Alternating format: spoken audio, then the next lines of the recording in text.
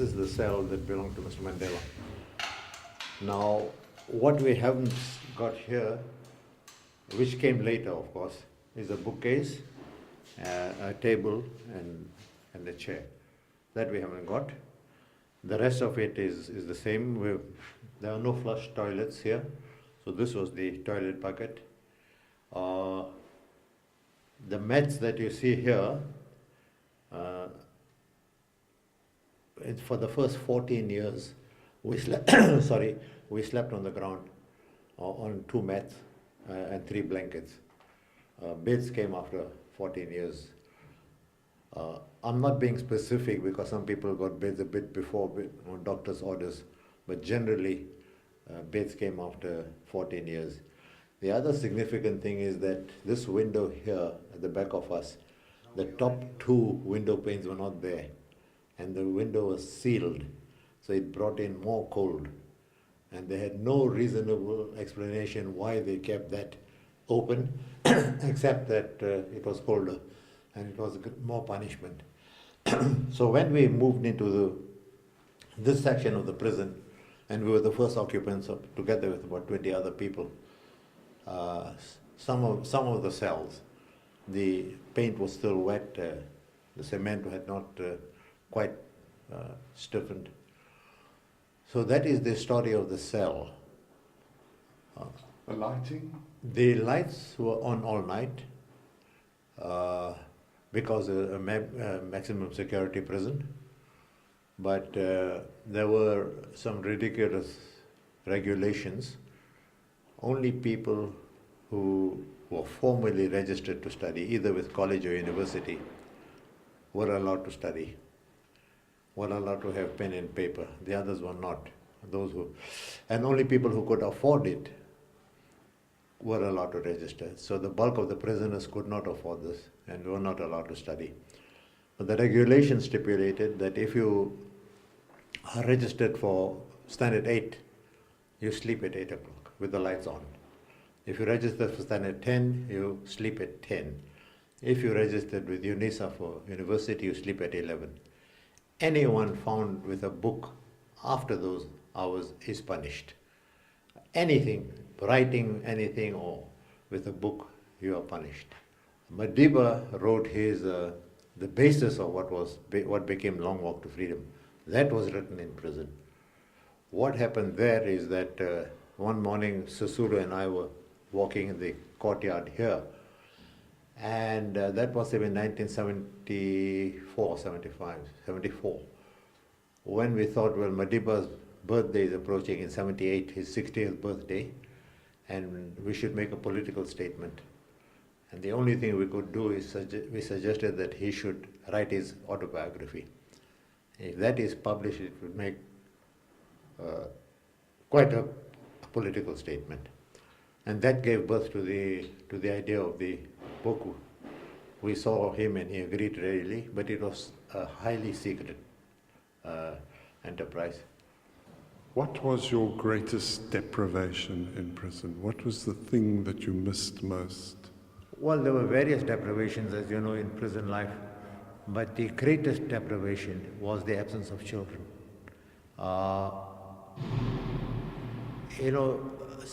The warders could be very nasty also. For instance, when we were working at the quarry, at the lime quarry, during school holidays, children, not very little ones, but kids, school kids would wander towards the quarry, and before they could even approach, they were chased away so that we couldn't see kids. Babies under 2 were allowed to come with their mothers, but then until the age of 16, they were not allowed. Madiba saw his 2 little girls when they were 2 and 3, and the next time he saw them was when they were 16.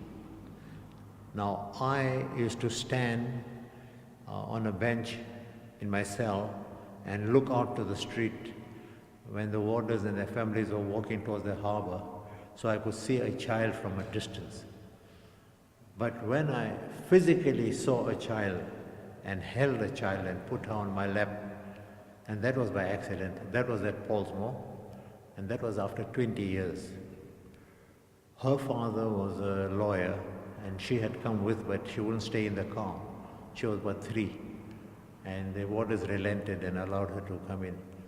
And that was no longer a consultation because it was such an experience for me, unexpected and a thrill that I could never forget. So she just sat on my lap, and there was no talk of law anymore. It was just child sitting on my lap, and I kept on stroking her hair and went back to my cell. I don't know if I was all there, because just the thrill of this experience, stayed with me, and it remained with me all the time. Just that. You gave up quite a lot, didn't you? I mean, you were the youngest of the group, in the prime of life, sacrificed your... Did you have any regrets? Do you have any now? No, I don't have any regrets. It's easy to say that now, of course. But already that time when I was outside prison, before the arrest, the organization had given me and others an option of going into exile. In my case, I was told that I should open the ANC office in Indonesia. And I said, no, I don't want to go out of the country.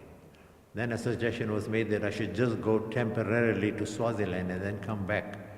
I said, no. Until a certain day in 1963, I was ordered by the organization to go underground. By that time, I was under house arrest. I was the second person in the country to be under house arrest, Helen Joseph being the first a week before me. And house arrest made things very difficult, just impossible to do work. Fortunately, I was under 13 hours house arrest, and I had an explanation to the authorities.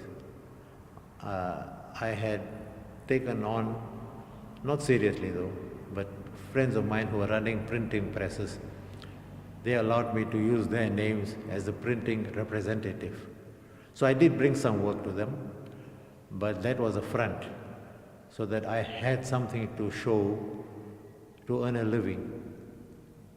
And that's why, unlike quite a lot of my colleagues who were house arrested for 24 hours, I was only house arrested for 13 hours a day, and then weekends, of course, and holidays. So this thing helped me, being a printer's representative. Exile, I had read about exile before I went to prison, and I know the difficulties of exile.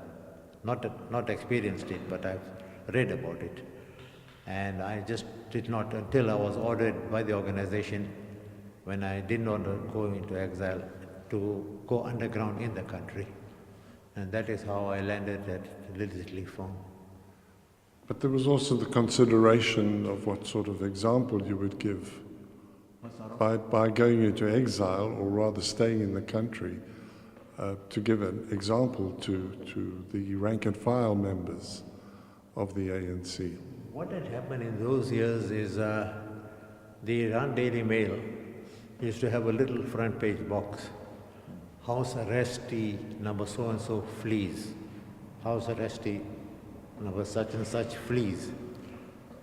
So the police let out that Sisulu and I were still in the country, and they were searching for us. That eventually, people came to know that, and they appreciated that there were still people in the country. Of course, there were others as well.